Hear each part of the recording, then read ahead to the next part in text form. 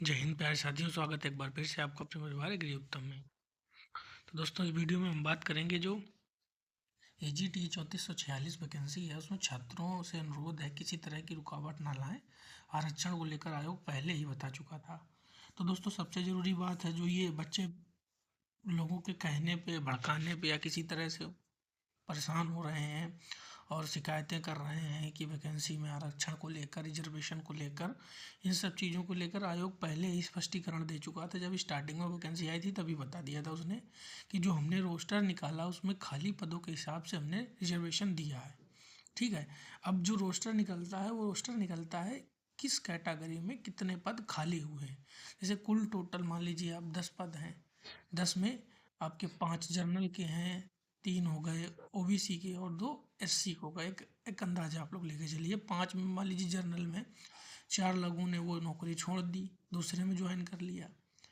OBC में 1 ने छोड़ी, 2 करते रहे। SC में 1 ने छोड़ी। फिर कुछ समय बाद क्या होता है कि जब तरीके से प्रमोशन हो जाता है, जो प्रमोशन होने के बाद क्या होता है, जब उन पदों पे खाली और होते हैं और दोबारा वैकेंसी निकाली जाती है तो उस हिसाब से आयोग वैकेंसी निकालता है। अब कुछ लोग कह रहे हैं कि EWS का 10% रिजर्वेशन दिया गया। तो भाई साहब, 2018 में जब ये वैकेंसी आई थी तब EWS उत्तर प्रदेश में लागू नहीं था। 2019 में उत्तर प्रदेश में EWS लागू हुआ, 2018 में वैकेंसी आई थी। तो उस टाइम पर EWS की इसमें वैकेंसी नहीं थी और वो आयोग ने जनरल कैटेगरी से ही निकाल के दी हैं EWS के लिए। इसलिए EWS की 10% पूरी सीटें हैं। आने वाले समय में आपको वो कम दिखेंगी, ज़रूर से ज़रूर।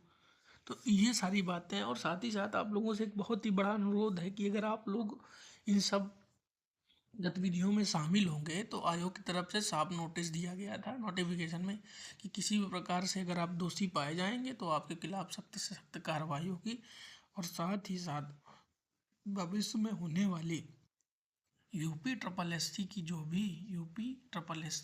भी एग्ज़ाम है उनमें आप लोग बैठ नहीं पाएंगे, ये समझ लीजिए, अगर किसी प्रकार से आप उसमें बाधा डालेंगे।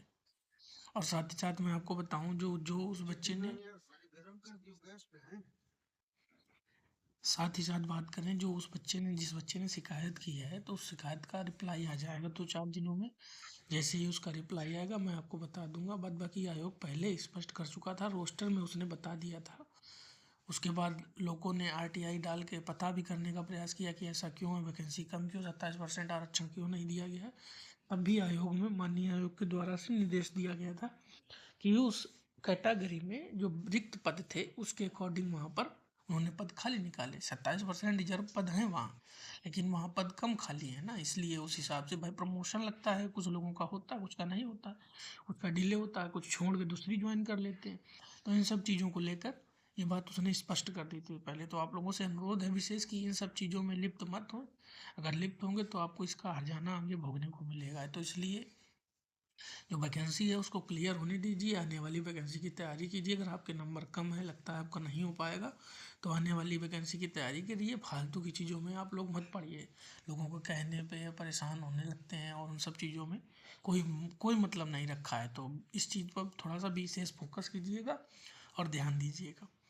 साथ ही साथ मैं आपको जल्दी बताऊंगा 1-2 दिन में जैसा होता है AGTA को लेकर, क्योंकि कुछ कुछ हवाएं चल रही हैं GTO को लेकर, लेकिन अभी क्लियर नहीं। जैसे ही क्लियर होती है मैं आपको बताऊंगा कि ये GTA की DV को लेकर क्या है। बाद बाकी मैं पहले आपको बता चुका हूँ कि दिसंबर में अगर नहीं आता है 25 से पहले, तो उसके बाद आप जनवरी में ही मान के चलिए, और जनवरी में भी 20 के बाद ही मान के चलिएगा। तो जो भी जानकारी होगी मैं आपको अपने वीडियो के माध्यम से बताऊँगा जल्द से जल्द। तो मिलता हूँ अगले वीडियो में, तब तक के लिए जय हिंद, जय भारत दोस्तों।